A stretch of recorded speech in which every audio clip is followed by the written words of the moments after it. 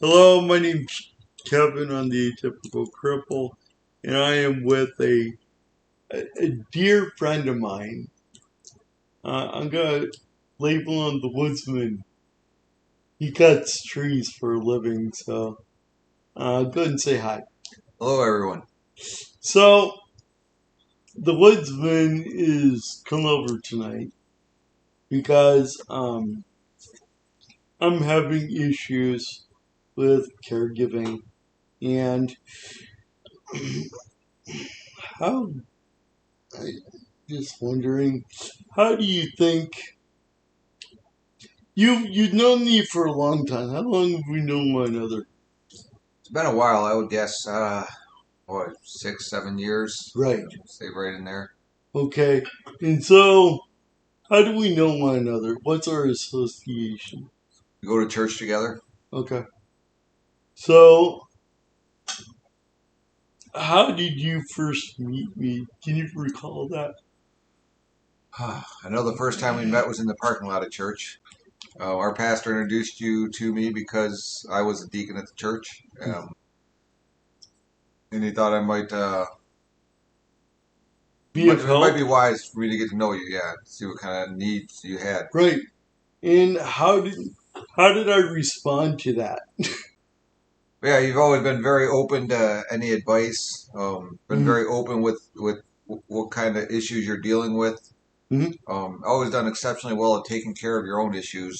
I Mm-hmm. mean, as much as possible and more. I mean, you've definitely been one who's um, handled the load mostly by yourself in tricky situations. Do you, in your mind, is that hard? From my perspective. Yeah, in your situation, it's been definitely difficult road to navigate. Okay. Mainly with the caregivers coming and going, the schedules, making sure things get taken care of.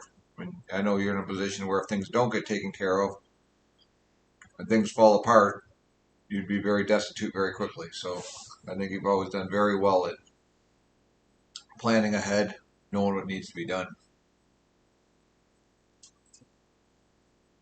Cool. So, I as a deacon in the church, is that your normal? Is that normally how people respond to advice and direction, or is that kind of? I mean, where do I sit within Well, within your normal? Normally what you deal with. it's hard to say what a norm is. We definitely get Mm-hmm. those people who are not part of the church who Mm-hmm. come in wanting help with some ridiculous story about why their circumstances are the way they are, Mm-hmm. and quite often those are not real cases.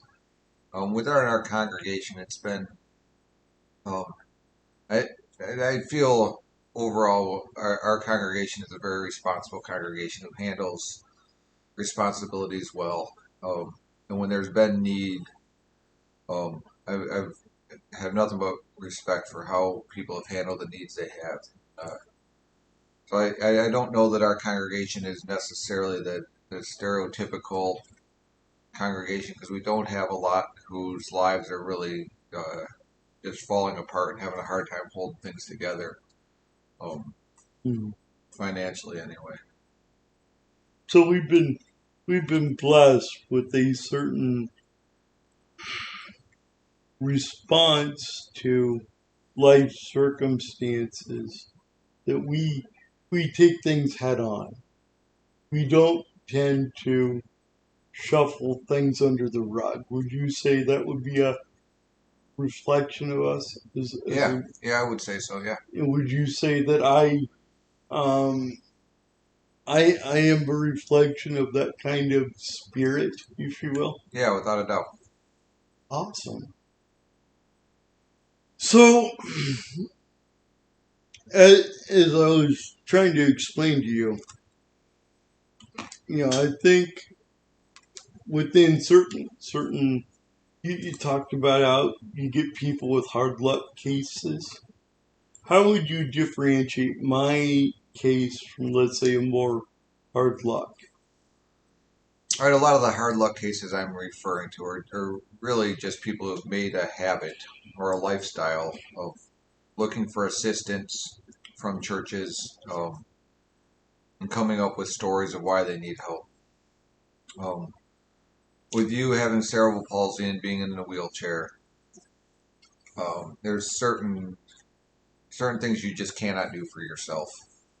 It has nothing to do with an unwillingness to do it for yourself. Okay. Um, and that's a big difference. Um, the big difference is that some people are unwilling to take care of themselves, So and you how? really have some capabilities that are just not there. So if you were to, let's say, list out some of the things that you look at and say, "Oh, that's a difference." What would you say some of those things are?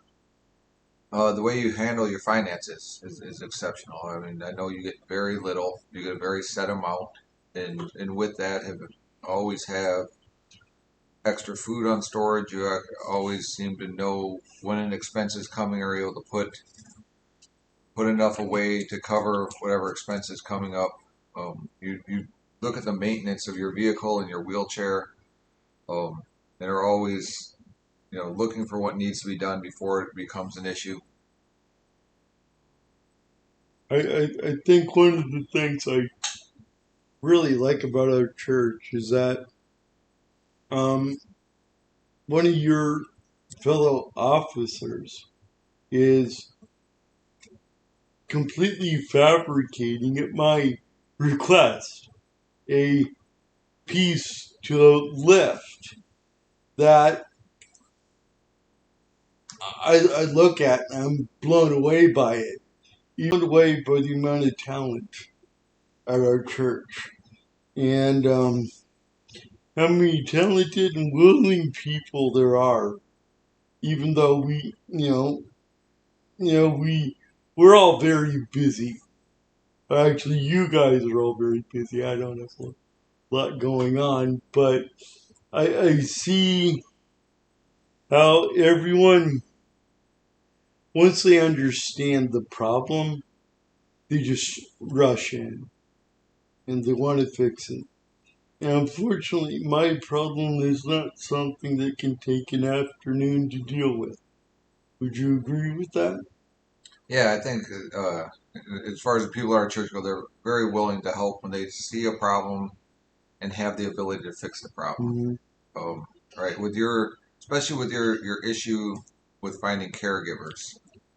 What do you think my issue of finding caregivers is? I think it's multifaceted. I think there's a lack of caregivers available. I think that part of it's the shift you need is a dinner time shift that is. Not many people are going to want to work 4 p.m. to 8 p.m. People Well, who have families are going to find right. that shift very difficult. Mm, I think that the state's inability to make it clear how to hire caregivers and for them to find decent people to do the job is a huge issue. I think the issue is a discrepancy on what is decent, don't you? Yeah, I mean, But anyway, thank you for coming on. I yeah, appreciate absolutely. it. All right. Well, if you see this out, please feel free to comment and leave your information on here and um, let me know what your thoughts are. If because this is an ongoing process. My name's Kevin. I am the typical cripple, and I'll see you on the next bounce. Thanks. I am blown.